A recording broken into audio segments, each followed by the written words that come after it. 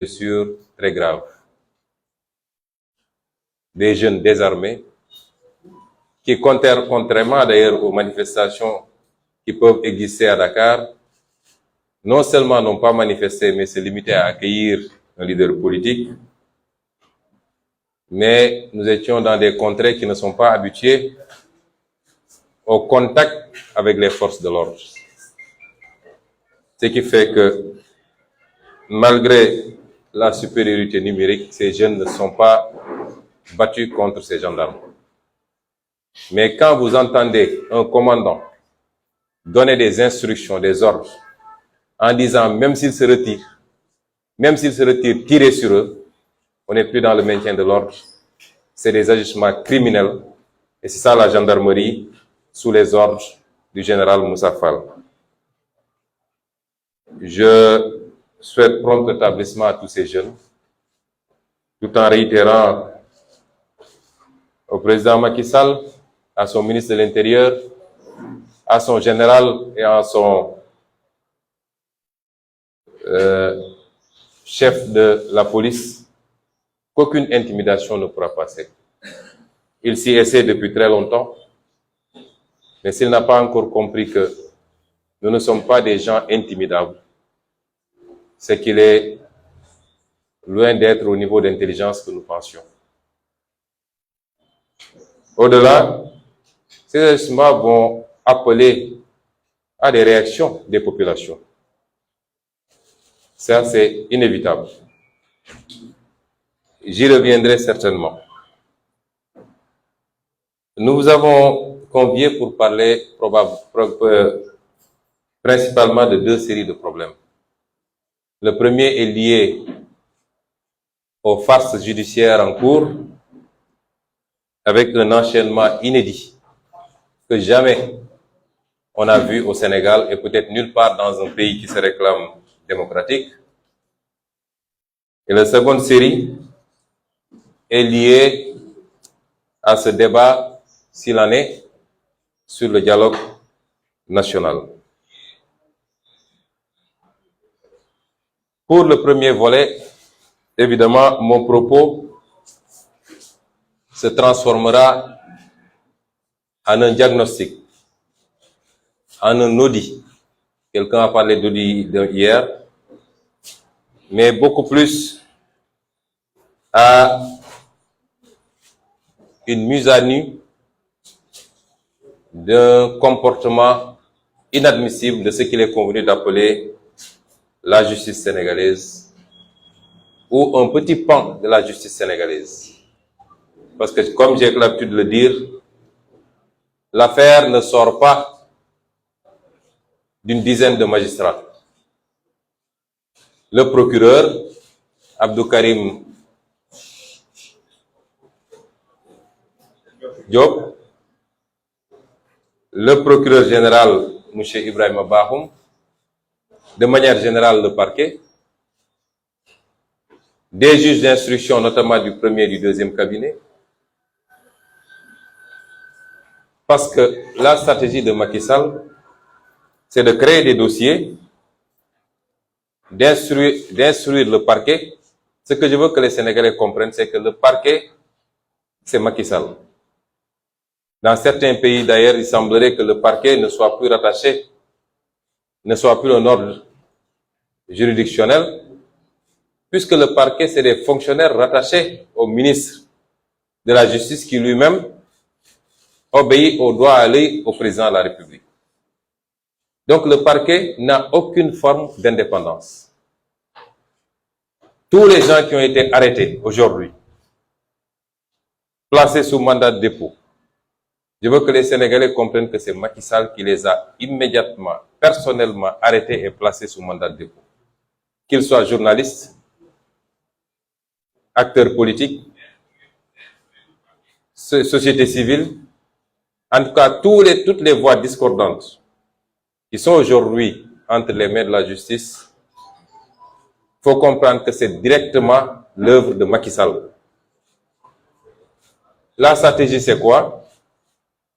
C'est d'arrêter en masse, et puisqu'ils n'ont pas confiance à 100% que les juges vont suivre, de retarder au plus tard possible la présentation des prévenus devant un juge.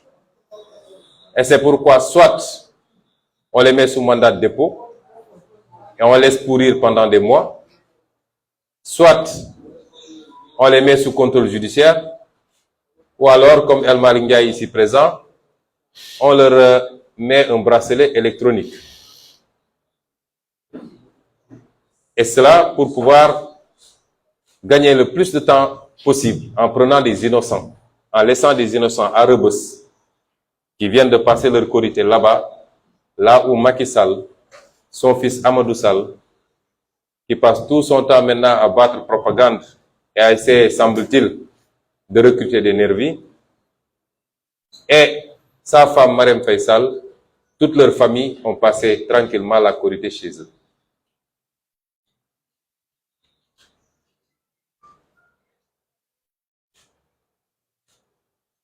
Une fois que la procédure est lancée, la seconde phase pour Macky Sall, c'est de se donner les moyens de trouver impérativement des juges suffisamment dociles, suffisamment couchés pour accepter de finir la sale besogne en prononçant des condamnations. Et vous comprendrez pourquoi cette frénésie dans les affectations des juges ces derniers temps. Il y a à peine 2 mois, il a procédé à un vaste mouvement en passant par les consultations à domicile. Et il y a à peine 1 semaine, il a procédé encore à des mouvements. Parce qu'il est à la recherche de juges qui accepteraient de faire ce qu'il veut, principalement pour Ousmane Sonko, mais également pour tous ces détenus politiques, dont il ne sait désormais plus quoi faire. Tout ceci me ramène à dire simplement que la justice est devenue l'un des maux les plus profonds de la société sénégalaise. Pas l'ensemble de la justice. J'ai toujours rendu hommage à cette écrasante majorité de magistrats qui disent non, qui refusent, qui se battent. Lors de ces dernières affectations, des magistrats ont été affectés. On m'a rapporté que des magistrats ont été rapportés, et de sources sûres, puisque ça vient de magistrats, simplement parce qu'ils ont refusé de demander dans leur plaidoirie une condamnation à 2 ans ferme à mon encontre pour un dossier simplement supposé de diffamation. Des magistrats, des juges d'instruction viennent d'être affectés, et ce qu'on leur reproche, c'est d'avoir accordé la liberté provisoire à des militants de Pastef de Keur Massar.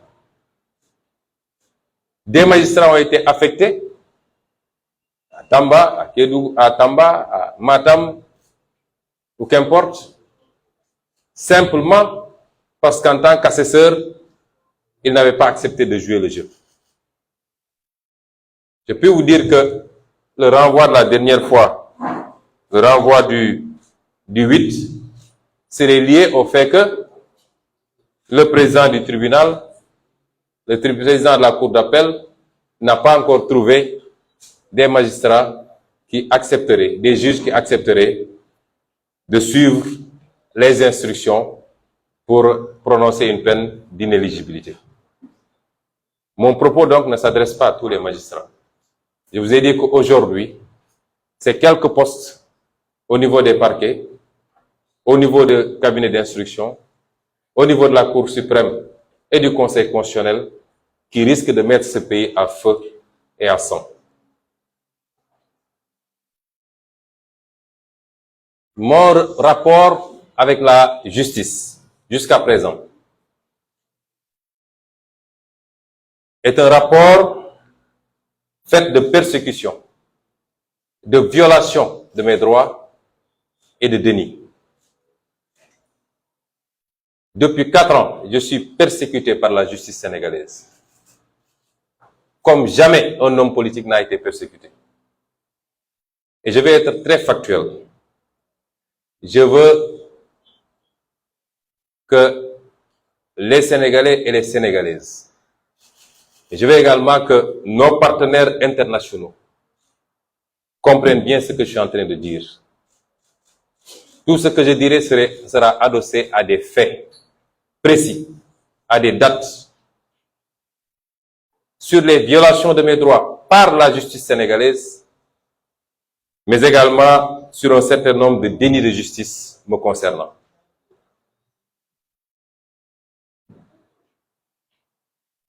Vous vous rappelez dans quelles conditions j'ai été radié de la fonction publique en 2016, sans que mes droits élémentaires n'aient été respectés. L'on m'a refusé même le droit de me faire assister par des conseils tels que prévus par la loi, pour être auditionné par une commission.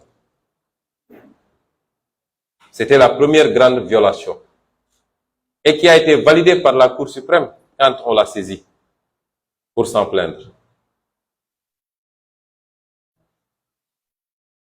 Ensuite, lorsque ce complot a éclaté, parce qu'il ne fait l'ombre d'un doute dans la tête d'un seul Sénégalais de l'évidence du complot, j'avais été convoqué alors que je bénéficiais de mon immunité de député. Le ministre de la Justice, donc Macky Sall, ordonne le procureur qui saisit la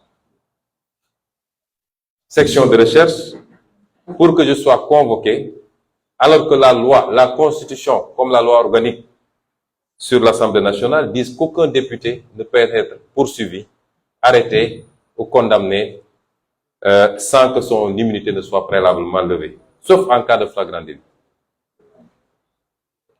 Si j'avais répondu à cette convocation, elle aurait été transformée et la procédure m'aurait immédiatement placé en garde à vue, en ignorant royalement mon immunité parlementaire. Ensuite, le procureur Serigne Bassirou Gueye a établi un réquisitoire qui visait X. Mais à notre grande surprise, le juge d'instruction demande la levée de mon immunité parlementaire en m'identifiant nommément, alors que le réquisitoire visait X. Une seconde grande violation de mes droits. Il est important que je rappelle tout ça parce que les Sénégalais peuvent oublier. Ensuite, il y a la levée illégale de mon immunité par l'Assemblée nationale avec une commission qui n'était pas complète, puisque l'opposition avait décidé de ne pas siéger et la loi a dit qu'on ne peut pas faire une commission pour lever l'immunité si elle n'est pas représentée d'une certaine manière avec une répartition opposition-pouvoir. Ce fut un autre forcing pour lever mon immunité parlementaire. Après la levée de mon immunité parlementaire, j'avais été convoqué, si vous vous rappelez bien, le 3 mars. Et en me rendant au tribunal comme tout citoyen convoqué, mon convoi a été bloqué au niveau de Mermoz et d'autres procédures. J'ai été arbitrairement arrêté et détenu pendant 6 jours à la section de recherche et d'autres procédures ont été ouvertes, notamment pour troubles à l'ordre public, mais également appel à l'insurrection, participation à une manifestation non autorisée. N'eût été la détermination du peuple sénégalais entre le 3 mars et le 8 mars, je ne serais pas là devant vous à faire ce présent point de presse. Et étant en garde à vue à la section de recherche, le juge d'instruction m'envoie un mandat de comparution, ce qui est illégal. Et il m'entend hors présence de mes avocats conseils, auxquels le juge d'instruction avait refusé l'accès au bureau. Il a fallu tout le tintamarre que vous connaissez et que les avocats aient failli défoncer la porte pour que le juge daigne ouvrir, mais après m'avoir entendu, sans la présence de mes avocats. Une autre violation flagrante de mes droits. Ce qui m'est reproché souvent, c'est que quand je vais répondre au tribunal, il y a des Sénégalais qui sortent pour m'accompagner. Je rappelle que lorsque, du temps de Abdoulaye Wade, un ancien Premier ministre avait été convoqué, il a fait une procession en passant par toutes les rues de Dakar à Sandaga pour aller répondre.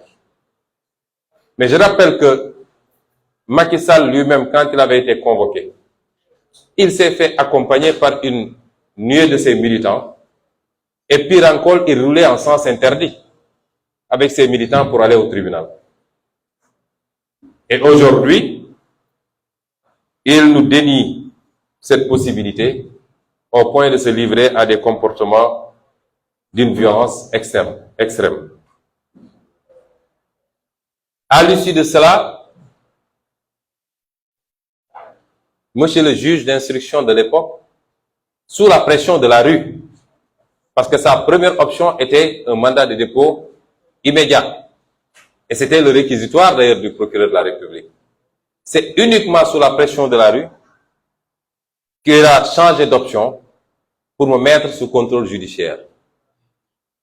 Lequel contrôle judiciaire est arrivé à expiration au jour de la signature de l'ordonnance du juge d'instruction. Mais de manière illégale, jusqu'à présent, on me refuse mon passeport, on me refuse tout déplacement en violation de mes droits les plus élémentaires. Depuis plus de 2 ans, j'ai demandé la levée du contrôle judiciaire, sans suite. Pire encore, 2 ou 3 demandes ont été introduites pour nous permettre de voyager et souvent le juge n'a même pas daigné répondre. La dernière demande qui a été déposée sur la table du juge Maham Diallo, il n'a même pas daigné répondre. Alors que la loi lui fait obligation de répondre à ces demandes.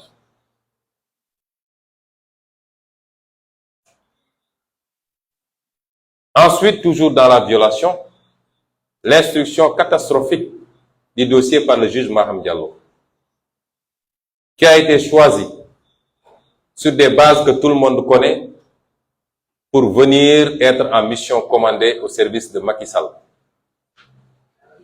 Peut-être c'est une histoire de parenté, peut-être c'est une histoire d'argent, peut-être c'est une histoire de pression.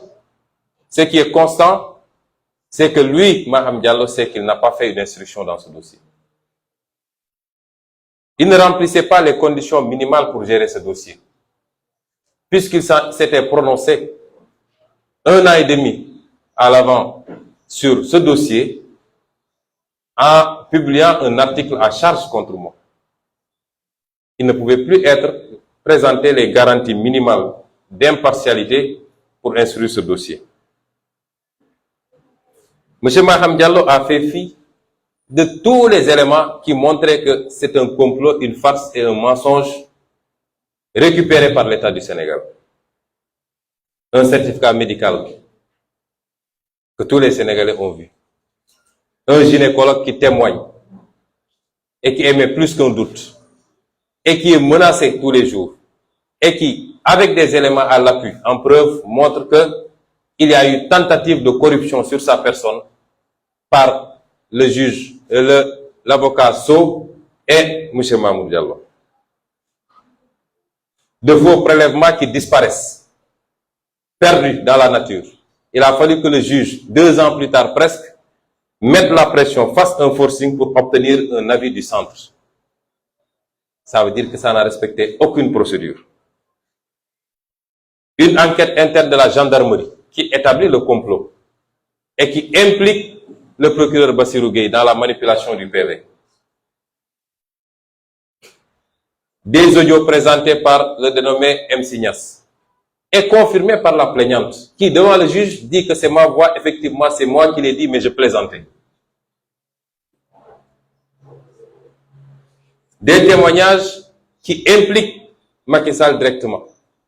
Tout ça est dans les PV, dans le dossier. les témoignages des autres personnes qui étaient présentes, qui sont tous à décharge. Monsieur Mahmoud Diallo qui, devant le juge, lui dit qu'il n'a absolument rien à dire et qu'il attend qu'il y ait des procédures contre lui.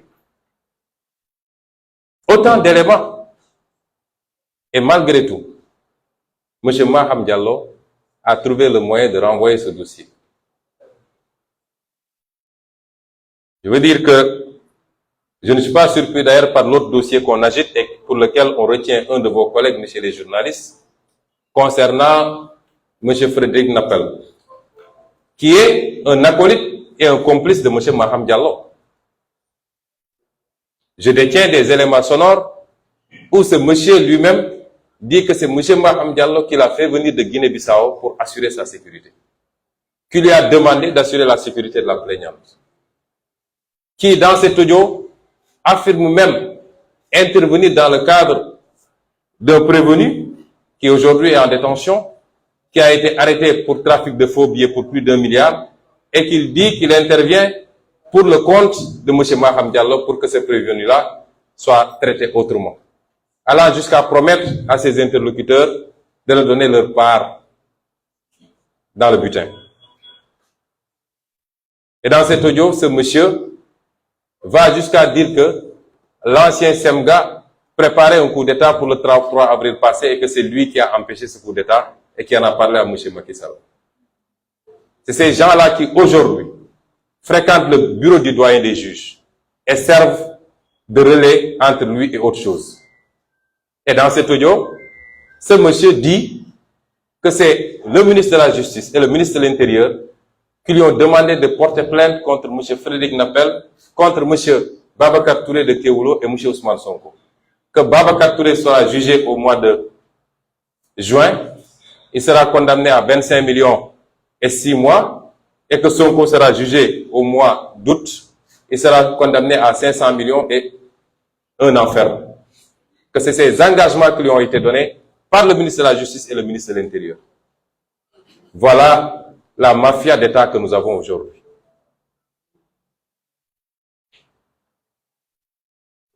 Toujours dans le registre de la violation de mes droits, le fait systématiquement de barricader non seulement plus ma maison, mais tout mon quartier. J'en profite pour présenter encore une fois mes excuses à tous les habitants de Keur Gorgui, qui sont aujourd'hui les principales victimes de M. Macky Sall. À chaque convocation, même à chaque réunion, c'est tout cité Keur Gorgui qui est barricadé, gazé, jusque dans les structures de santé. Ma famille qui est empêchée d'aller à l'école, d'aller travailler, sans aucune base juridique, des violations flagrantes que nous vivons tous les jours et que tous les Sénégalais observent. La brutalité physique contre ma personne. Le monde entier a assisté au bris de la vitre de ma voiture le 16 ou le 8 février. Le 8 février, si je ne m'abuse, c'est le 8 février, le 16 février, au bris de la vitre de ma voiture, avec une violence inouïe, parce que ces tessons de bouteille auraient pu me causer des blessures, soit à l'œil, soit à la gorge, que des agents de l'État puissent se comporter comme des brigands pour casser la vitre d'un honnête citoyen qui ne présentait aucun danger pour eux et l'extraire de force de sa voiture pour le mettre dans un fourgon et le contraindre à aller chez lui, c'est inédit. Ça ne s'est jamais vu dans une démocratie. Et tout le monde a assisté à cela. Et si ça se limitait à ça, mais il n'y a aucune occasion où au moins 4 ou 5 ou 6 des véhicules qui m'accompagnent ne soient saccagés par ces forces de l'ordre, qui se comportent comme des bandits, qui viennent trouver un véhicule garé pour casser les vitres sans aucune explication. Toujours dans ce registre, le traitement fait à mes avocats. Parce qu'aujourd'hui, personne n'est épargné. Tous ceux qui sont proches de Sonko sont des hommes à abattre pour Macky Sall. Presque, il y a 2 ou 3 ou 4 de mes avocats qui sont aujourd'hui persécutés par le barreau. Ils n'aimeraient pas que j'en parle. Je ne l'ai pas appris d'eux. Aucun d'eux ne m'en a parlé directement. Mais j'ai eu l'information que Maître Ousseynou Fall, Maître Abdinar, Maître Babacar Ndiaye, Maître Abdoulaye Tal, etc., Maître Clédor Ciré, quasiment tous mes avocats sont sous le coup de poursuites de la part du barreau. C'est même barreau qui refuse de faire son travail parce que j'ai écrit moi au barreau. Avec l'arrêt de la cour d'appel, l'arrêt définitif de la cour d'appel de Paris, qui montrait qu'un de leurs collègues a fait l'objet d'une condamnation définitive pour agression sexuelle et qu'il ne doit plus exercer le métier d'avocat. Et le barreau ne veut pas prendre les mesures qui s'imposent. On fait des simulacres de procédure pour dire aux Sénégalais qu'il a un sursis, etc. Alors que ce monsieur ne doit plus plaider en tant qu'avocat. C'est les textes du barreau. Je ne l'ai pas inventé. Le drame avec Macky Sall, c'est qu'il ne laisse plus aucun segment. Aucun segment.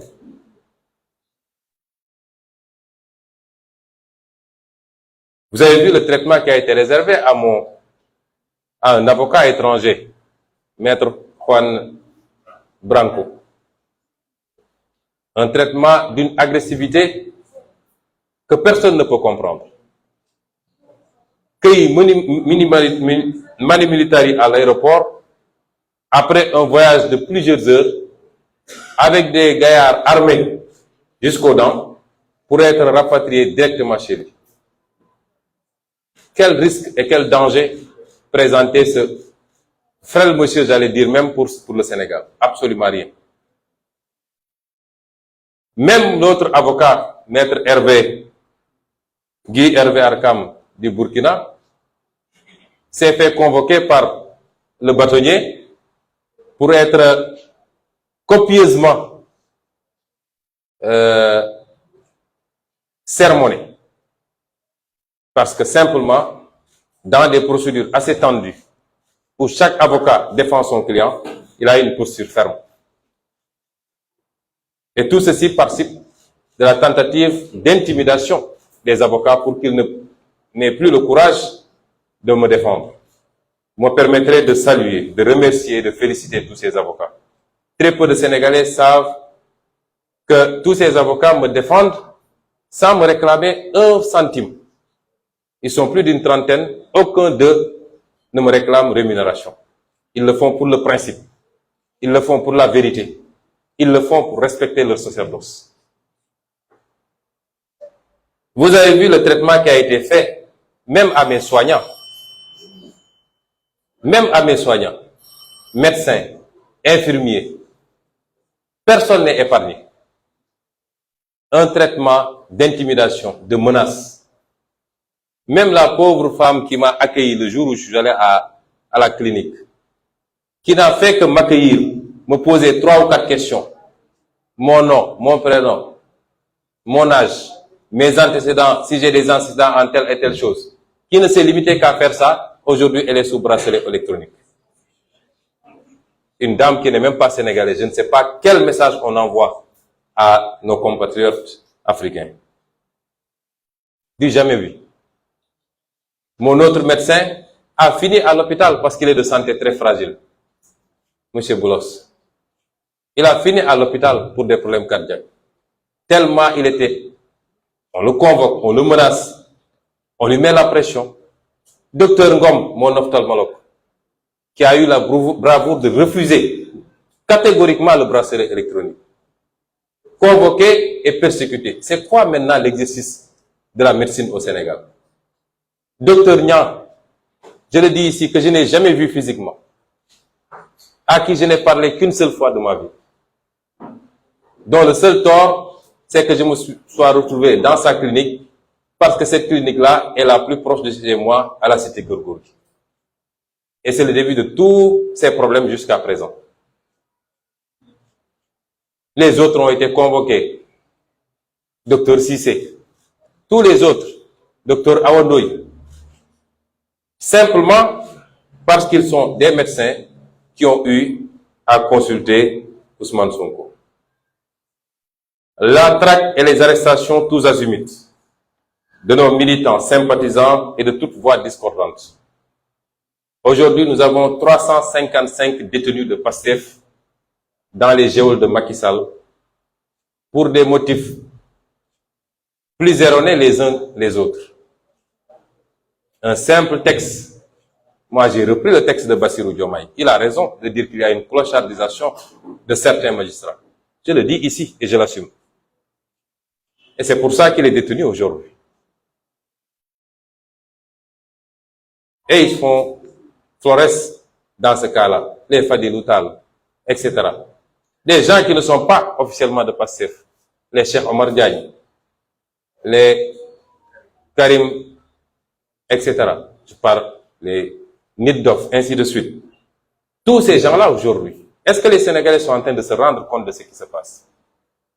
Est-ce que ça ne crée pas un sentiment de révulsion, de révolte vis-à-vis de ce que Macky Sall est en train de faire? Et nous sommes tous là en train de regarder le monstre avancer chaque jour un pas de plus vers son objectif, c'est-à-dire instaurer une dictature au Sénégal. Faire de sorte que les gens n'oseraient parler que dans le sens de ses intérêts et de ce qu'ils veulent entendre.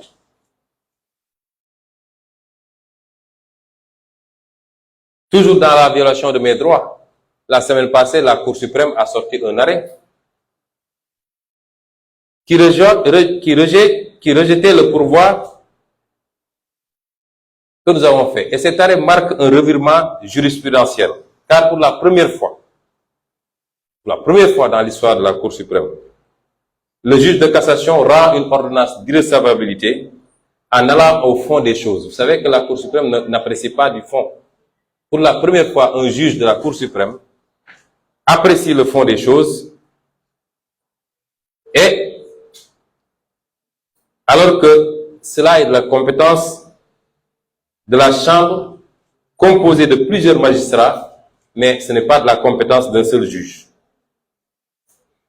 Et le texte dit que si le pourvoi est manifestement irrecevable, le président de la Chambre prononce l'irrecevabilité par voie d'ordonnance. Or ici, le juge va contourner le problème en vidant le fond de l'affaire pour revenir parler après d'irrecevabilité. Les juristes savent de quoi je parle. Juristes universitaires, avocats, magistrats, tout le monde sait que ça, c'est une mascarade que la Cour suprême vient de faire. Et c'est constant, ces comportements de la Cour suprême. Toujours dans le cadre de la violation de mes droits, la rapidité avec laquelle les affaires sont enrôlées. On n'a jamais vu la Cour d'appel enrôler un dossier alors que le délai d'appel n'est même pas arrivé à terme. La loi dit que moi j'ai droit à 1 mois pour déposer mon appel. Et vous ne pouvez pas enrôler le dossier avant la fin de ce mois-là. Et le juge Bahoum trouve le moyen, lui, d'enrôler un jugement rendu le 30, il enrôle le 17. Ça, c'est unique dans les annales judiciaires du Sénégal. C'est du jamais vu. Et le renvoi également, pas le renvoi, mais l'enrôlement de cette farce de viol supposé. Alors qu'aujourd'hui, il y a des dizaines, des centaines de dossiers qui attendent en chambre criminelle depuis 3 ans, 4 ans, personne n'y a touché. Et tout de suite et maintenant, on nous dit qu'on va enrôler un dossier concernant Ousmane Sonko. Toujours dans la violation de mes droits, la tentative d'assassinat contre ma personne. Je l'ai dit ici, ils se sont fondus en toutes sortes de commentaires, et je peux vous dire que tout le harcèlement qui a été exercé sur mes médecins était lié à cette affaire-là. Je l'ai confirmé à plusieurs reprises, et je le confirme aujourd'hui encore. nous avons envoyé les éléments hors du pays. Nous l'avons envoyé particulièrement dans 2 pays, dont la France. Puisque nos laboratoires ici, non seulement ne peuvent pas le faire, mais le problème, il est plus compliqué, c'est que même les laboratoires ont été convoqués à la sûreté urbaine. Bio 24, etc., ils ont tous été convoqués pour leur dire, est-ce que vous avez reçu des échantillons pour analyse? Vous comprendrez bien que si on avait envoyé ces échantillons ici, on n'aurait jamais eu d'analyse. Et ce que ces analyses ont révélé, puisque nous l'avons envoyé à un laboratoire d'expertise toxicologique qui s'appelle Expertox. Vous pouvez entrer sur Google, vous verrez que c'est un laboratoire sérieux. Et ce laboratoire a conclu à la présence d'un produit qui s'appelle dihydroxy 1. Il y a 2.2 dihydroxy 1 plus phényléthanone. Vous savez, les noms scientifiques là, c'est compliqué. Phényléthanone. C'est ce qui a été retrouvé dans les habits que je portais ce jour-là. Et si vous regardez maintenant, nous avons consulté un biologiste pour avoir plus d'éléments. Ce qui est dit ici, de par les résultats envoyés, nous constatons la présence du dihydroxy. Il dit, c'est un produit qui présente une toxicité. Une toxicité.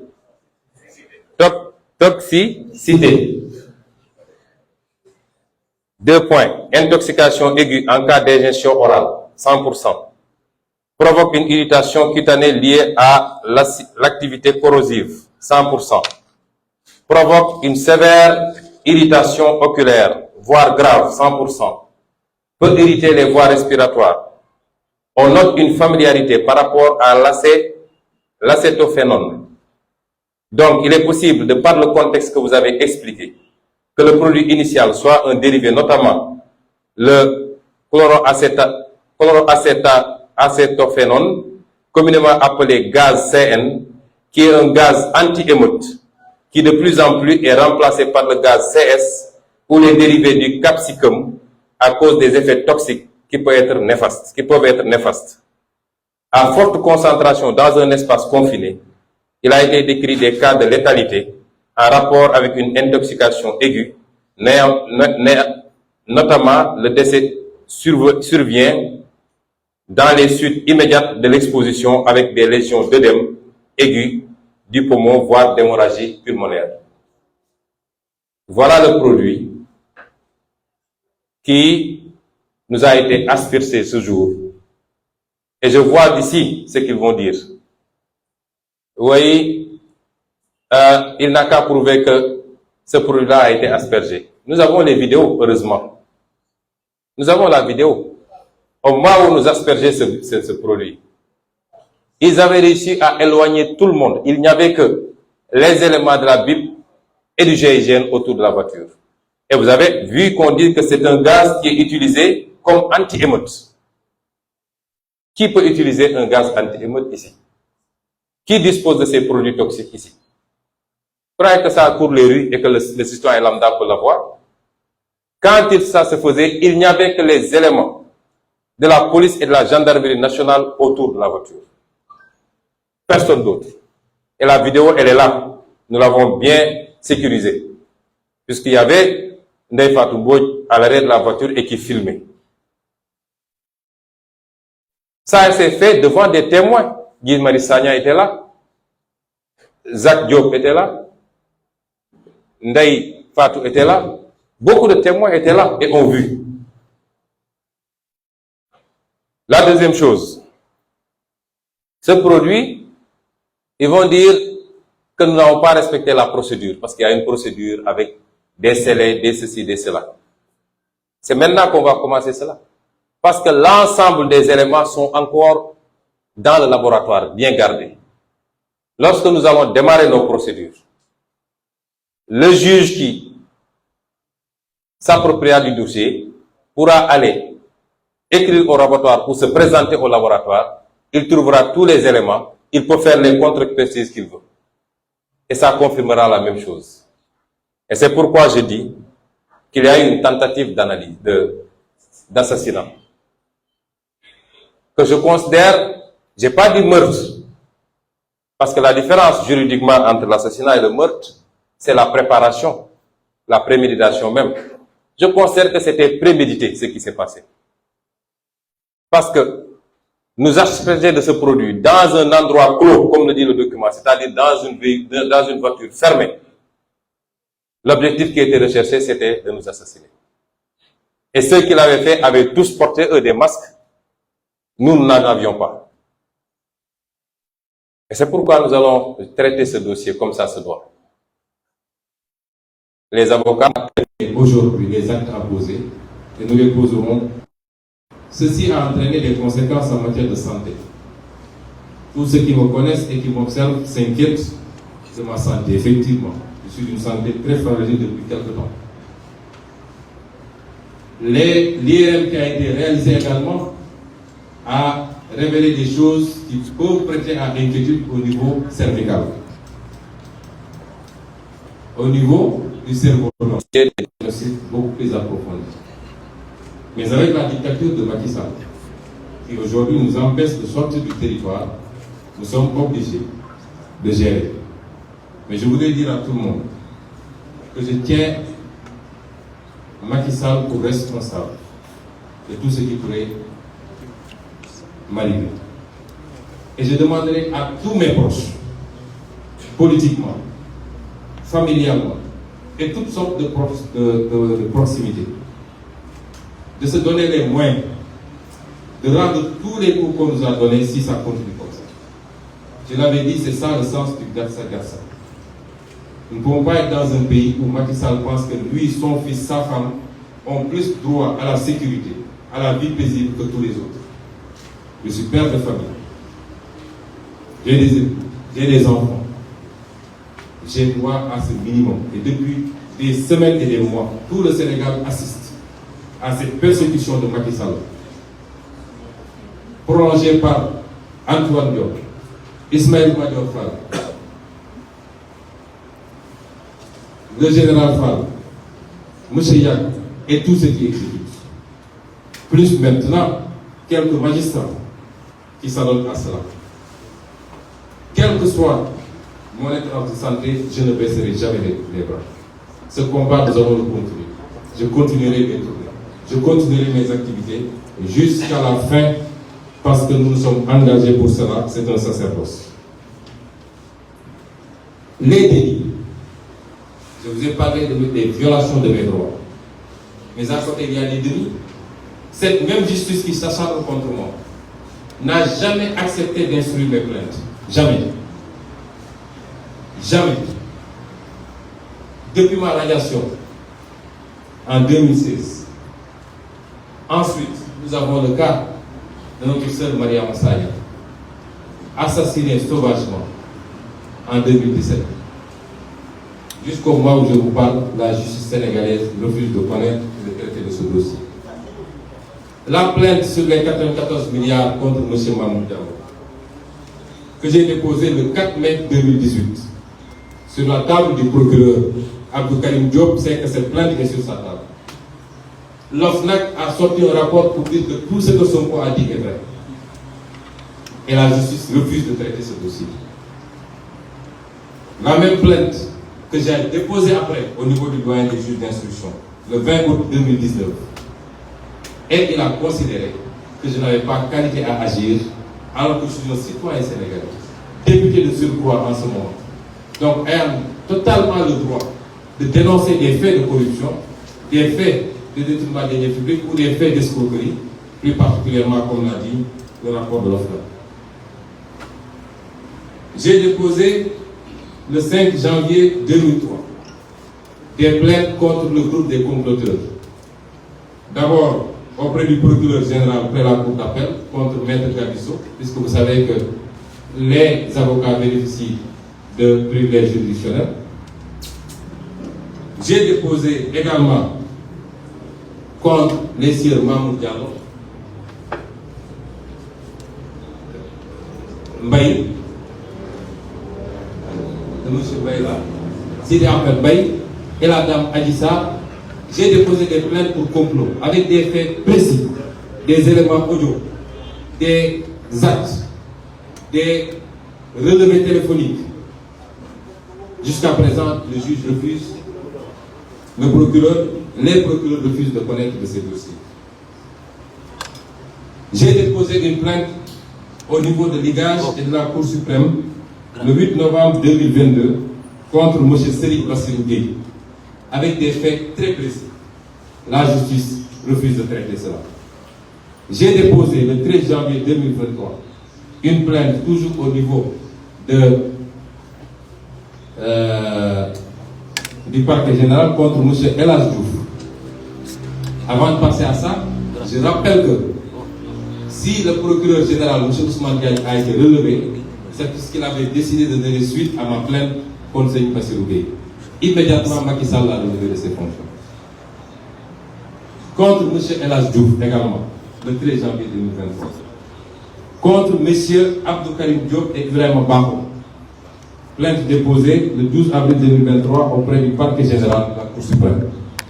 Pour avoir violé les droits pour là le dossier pendant le délai d'appel.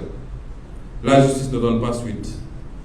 La justice refuse de connaître du dossier des 14 martyrs assassinés lors des manifestations de 2021. La justice refuse de connaître des dossiers des 2 personnes qui ont été assassinées en juin 2022, notamment Idrissa Goudiaby et Diatta, à Ziguinchor et Bignona. La justice refuse de connaître de tous nos recours devant la Cour suprême pour la violation de nos libertés. Comment voulez-vous que nous continuions à accorder le moindre crédit à cette justice, à lui reconnaître une légitimité? C'est pourquoi je demande solennellement à chacun de prendre ses responsabilités désormais. Que ces juges et ces procureurs qui agissent sur commande, qui ont cessé d'être magistrats depuis longtemps, qui ont trahi leur serment et qui, pour des raisons strictement matérielles ou matérialistes, ont décidé de servir un homme et non pas le droit, nous ferons face. Nous n'accepterons plus qu'on nous fasse mal. La justice nous a fait trop de mal. Trop de mal. Il n'y a pas pire injustice que celle qui consiste à se cacher derrière la loi ou une institution pour faire du banditisme. Ce à quoi nous sommes en train d'assister, c'est du banditisme de personnes. Et ces personnes-là doivent savoir que nous n'accepterons pas de subir. Chacun prendra ses responsabilités. C'est vous dire également que nous avons décidé d'engager une campagne de désobéissance civique vis-à-vis de cette justice. Parce que quand une justice est injuste, nous n'avons plus l'obligation de la respecter a fortiori, d'accepter de jouer son jeu. Le contenu, vous le saurez. Mais à partir de maintenant, nous avons décidé d'opter pour une attitude de désobéissance civique contre cette justice injuste. C'était le premier point de mon allocution. Le second est lié au dialogue. On nous parle de dialogue, de dialogue, de dialogue. Mais celui qui parle de dialogue lui-même a dit qu'on n'a pas besoin de dialogue. Parce que dans son allocution, il dit qu'il n'y a aucun problème au Sénégal. Qu'il n'y a pas de prisonniers politiques. Que les institutions marchent bien. Que tous les Sénégalais sont heureux. Pourquoi dialoguer? Pourquoi dialoguer? Quand cela le tient, on lui accorde cela. Mais la première question que je pose, Que sont devenues les conclusions des précédents dialogues? Nous ne sommes pas des amnésiques. Il y a le dialogue de 2016 qui s'était conclu le 28 mai 2016. Et Macky Sall avait décrété cette date, journée nationale du dialogue. Le dialogue de 2016. Et ces concertations devaient porter sur des questions d'intérêt national qui impliquaient le pouvoir, les acteurs politiques et la société civile. J'interpelle tout le monde, y compris la société civile, ceux qui s'empressent de dire l'opposition doit accepter la main tendue. C'est ceux-là qui nous avaient dit ça en 2016. C'est ceux-là qui nous avaient dit ça en 2019. Et jamais ils n'ont pu garantir le respect des conclusions. Ce dialogue national qui était survenu 2 mois seulement après une vive polémique. Vous vous rappelez bien, cette polémique était consécutive à la tenue du référendum. Le référendum constitutionnel du 20 mars 2016. Et l'un des principaux points de cette consultation populaire, si vous vous rappelez, visait à réduire immédiatement le mandat présidentiel de 7 ans à 5 ans. Et 62% des Sénégalais avaient voté oui pour la réduction du mandat présidentiel de 7 ans à 5 ans. Macky Sall se retourne pour donner le dossier au Conseil constitutionnel. Et revenu dire, le Conseil constitutionnel a dit non, je ne dois pas diminuer mon mandat. 62% des Sénégalais vous disent, nous sommes d'accord, il faut diminuer. Vous revenez voir le Conseil constitutionnel, qui est une calamité en passant. Vous allez voir le Conseil constitutionnel qui vous dit non, non, non. Les Sénégalais, leur voix n'est pas importante.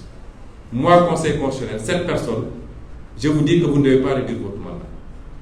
D'ailleurs, il n'y avait même pas d'objet à saisir le Conseil constitutionnel dès lors qu'on a consulté le peuple.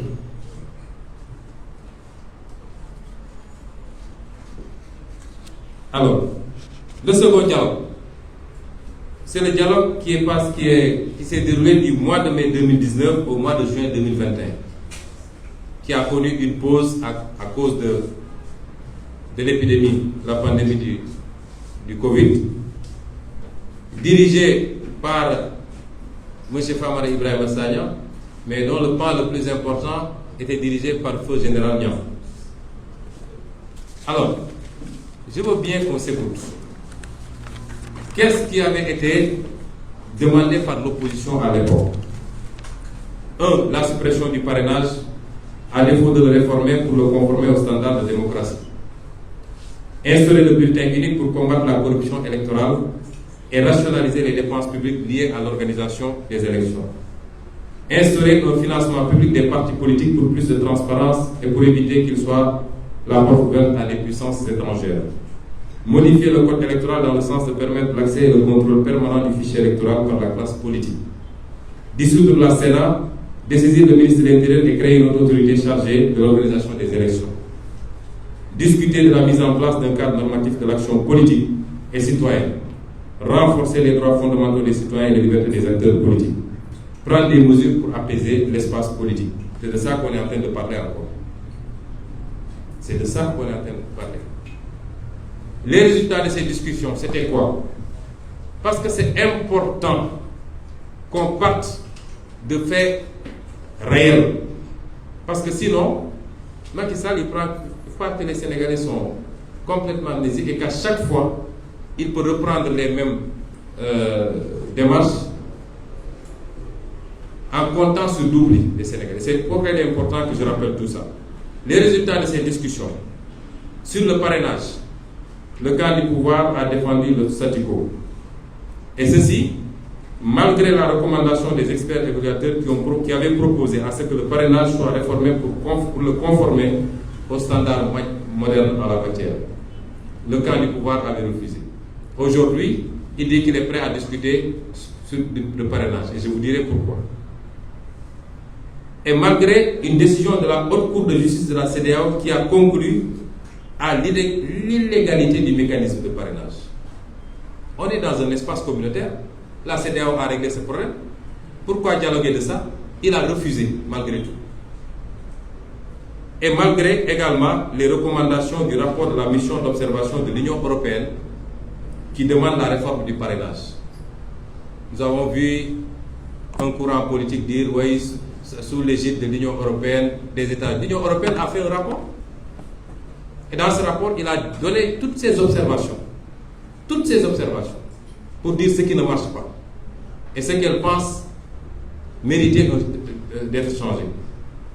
Pourquoi revenir dialoguer sous l'égide de l'Union européenne alors que l'Union européenne a fait un travail de 2019 à 2021 pour nous sortir le rapport?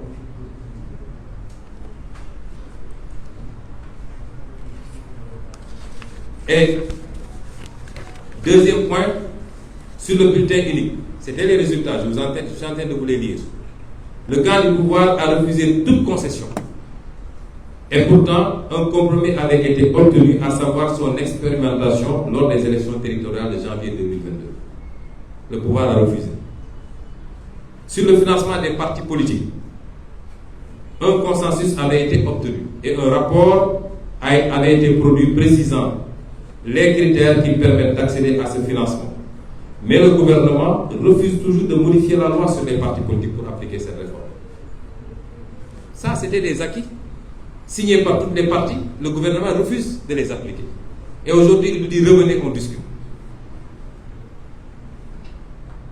Sur l'accès et le contrôle du fichier électoral, un consensus avait été trouvé. Le président de la République devait simplement prendre un décret qui organise ce contrôle, mais à ce jour, aucune mesure n'est prise dans ce sens. À ce jour, un accord avait été trouvé. Vous savez, le fichier, c'est une question de programmation. Si Macky Sall continue à être le seul à détenir le fichier, il a une longueur d'avance sur nous tous. Le débat a été posé et un accord avait été trouvé. Il suffisait qu'il devait lui prendre un décret pour le matérialiser. Jusqu'à présent, il refuse de prendre ce décret-là.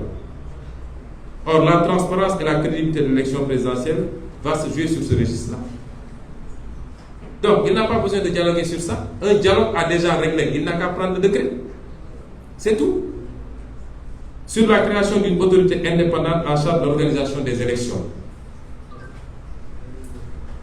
les représentants du pouvoir ont opposé un niet catégorique aux membres de la commission du dialogue en ce moment.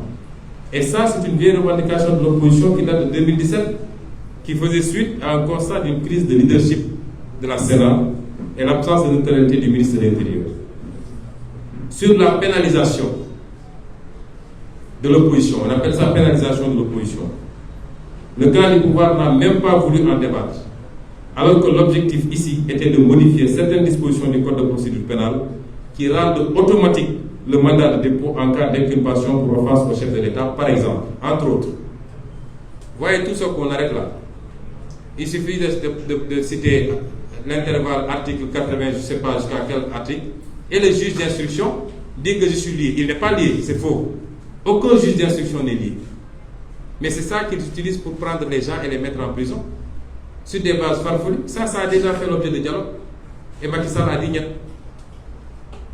Sur la pacification de l'espace politique, le camp du pouvoir avait opposé un niet catégorique, prétextant que les acteurs n'étaient pas au-dessus de la loi, et ceci, nonobstant la rédaction, sur proposition du général Niang, d'une recommandation spéciale envoyée au chef de l'État pour amender les articles 29 et 30. Et malgré la recommandation des experts auditeurs, celle des experts évaluateurs, allant dans le sens de modifier les articles incriminés pour les conformer aux dispositions du Pacte international sur les droits civiques et politiques des Nations Unies. Donc, ces débats-là avaient été posés. Aujourd'hui, la semaine dernière, ou même dans cette semaine-ci, je crois le jeudi, M. Birame Souleye Diop est là, président du groupe parlementaire. Une proposition de loi avait été déposée sur la table de l'Assemblée nationale depuis longtemps pour la modification des articles L 29 et L 30, qui aurait réglé tous les problèmes d'éligibilité. La majorité mécanique de la coalition Benno Bokk Yakaar au sein du bureau de l'Assemblée nationale, c'est-à-dire 9 sur 7, a rejeté. Ils ne l'ont pas présenté. D'accord. Donc je dis, la meilleure manière de régler ces questions-là, on nous parle de loi d'amnistie. Parce que cette loi est sur la table de l'Assemblée nationale, si elle n'a pas été vidée.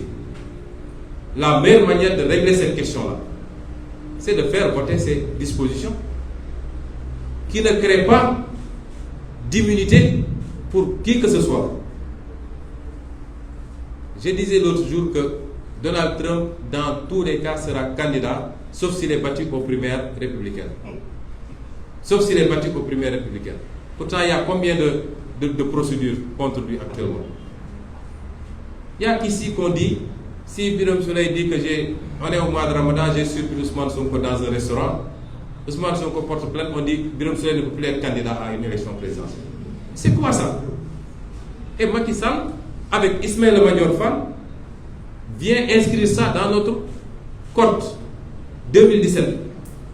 Et nous l'acceptons. C'est-à-dire aujourd'hui, même pour avoir tamponné un chat sans le faire attention, vous ne serez pas candidat à l'élection présidentielle. Pendant ce temps, des gens qui ont volé des milliards ici sont en train de traîner comme ils veulent et peuvent être candidats à une élection présidentielle.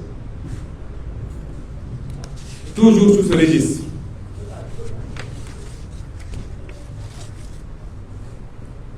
Il faut noter que le précédent dialogue politique nous avait coûté plus d'1 milliard. Plus d'1 milliard. Avec 1 milliard, combien de salles de classe on peut construire? Combien de postes de santé on peut construire? Ils prennent 1 milliard pour faire ce dialogue. Nous, on avait dit qu'on n'y va pas parce qu'on sait que c'est une mascarade. À chaque fois que Macky Sall a fait un dialogue politique, c'est qu'il a deux objectifs. Le premier dialogue politique, c'était pour faire un arrangement et libérer un détenu. Le second dialogue politique, c'était pour avoir la possibilité de repousser les élections locales. C'est tout. Et je vous dirai cette fois-ci qu'est-ce qu'ils recherchent. Mais de tous ces dialogues-là, vous savez qu'est-ce qu'on a obtenu? Qu'est-ce qui a été réellement appliqué? C'est deux choses. Et ça, c'était des points défendus par le pouvoir. Le premier, c'est le report des élections locales. Et le second, c'est la suppression du parrainage lors des dites élections locales. Il y en a 3 même, excusez-moi. Et le troisième point, c'est l'élection au suffrage direct des présidents des exécutifs locaux, les maires et les présidents de conseil départemental.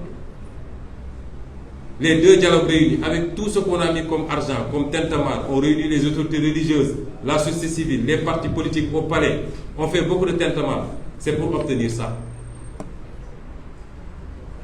Si vous me dites, je veux dialoguer avec vous, reconnaissez d'abord qu'il y a un problème. Là où il n'y a pas un problème, on n'a pas besoin de dialoguer. Deuxièmement, envoyez-moi des TDR pour que je sache de quoi il est question. Troisièmement, mais faisons l'évaluation des dialogues passés. S'il y a des choses qui étaient déjà réglées par ces dialogues-là, ce n'est pas la peine de dialoguer.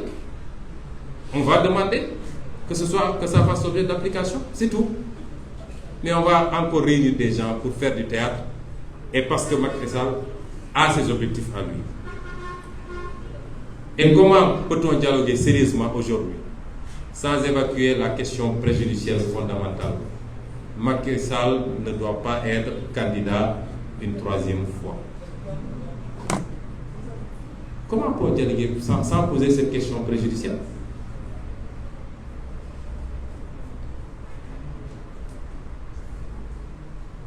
Le problème, c'est que Macky Sall a ses objectifs.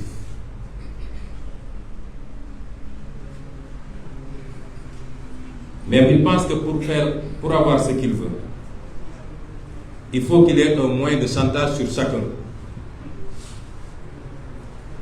Il faut qu'il ait un moyen de chantage et de pression sur chacun. À certains, parce que certains hommes politiques, leur principale préoccupation, c'est le parrainage. Tel qu'il est, le parrainage, ce n'est pas une mince affaire. Nous le reconnaissons tous.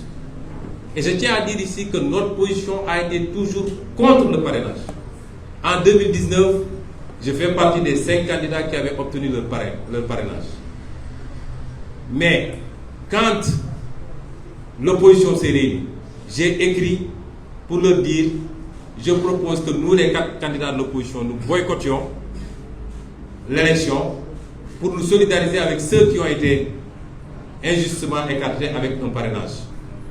Et Macky Sall sera seul à l'élection, il sera obligé de revenir en arrière. Des gens ont sorti ce ce message du groupe pour le donner à un journaliste du pouvoir qui a dit Sonko a peur d'aller aux élections. Nous n'avons pas de problème de parrainage, je le dis ici, par la grâce de Dieu. Lors des dernières élections, il y a une liste qui avait été rejetée, il leur manquait 6 000 parrainages.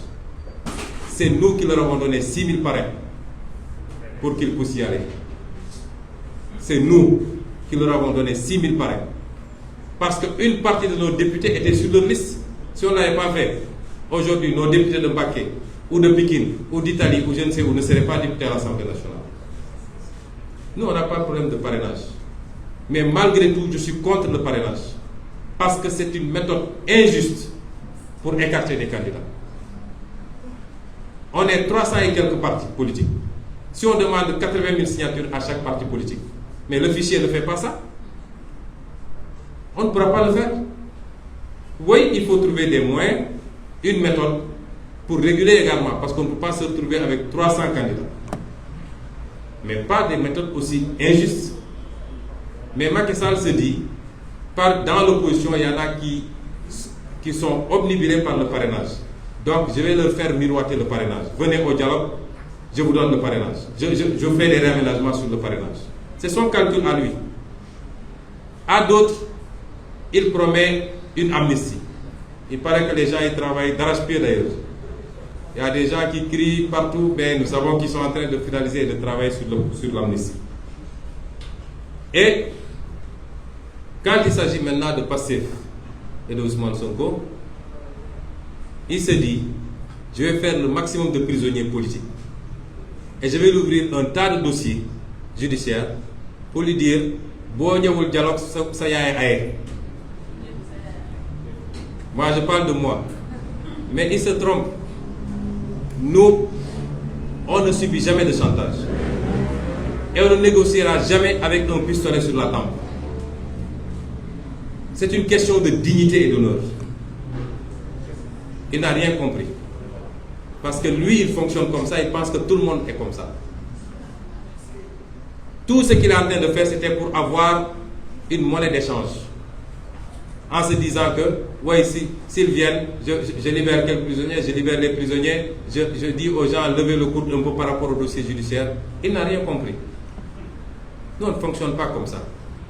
Nous ne sommes pas à ce niveau. Et j'ose espérer que nos partenaires politiques, le F24 en particulier, croient que la position sera claire de toute façon.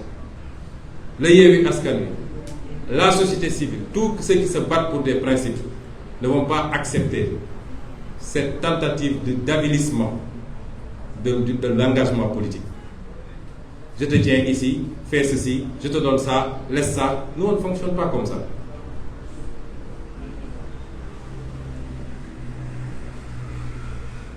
Et donc, l'appel au dialogue, actuellement, pour le peu qu'on en sait sous ce format actuel, si je devais le résumer, du côté de Macky Sall, on va attendre de voir les réactions de chacun. C'est un appel au dialogue pour liquider ou isoler Ousmane Sonko et le Pastef. Premièrement, essayer de casser l'opposition en donnant un bonbon à chacun et essayer d'isoler Ousmane Sonko. Je rassure Macky Sall, il ne peut pas nous isoler. Parce que nous, au-delà des compagnonnages politiques, le lien que nous avons tissé, nous l'avons tissé avec le peuple sénégalais. Nous l'avons tissé avec le peuple sénégalais sur la base de la vérité, d'un combat adossé sur l'intérêt national, sur le patriotisme. Mais ce n'est pas avec des individualités ou des partis politiques. Nous voulons être avec tout le monde. Mais même si nous voyons personne, nous resterons ce que nous sommes et nous serons forts encore parce que nous sommes avec le peuple sénégalais.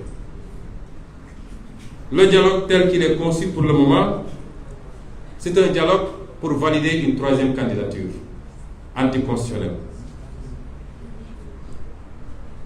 Et pour arriver à ces deux objectifs, je l'ai dit tout à l'heure, c'est de faire miroiter des concessions à la classe politique sénégalaise.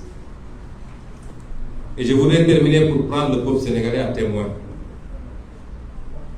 Ces deals de notre âge ont coûté trop cher au pays. notre génération en tout cas ne peut pas entrer dans ces deals-là. Jamais.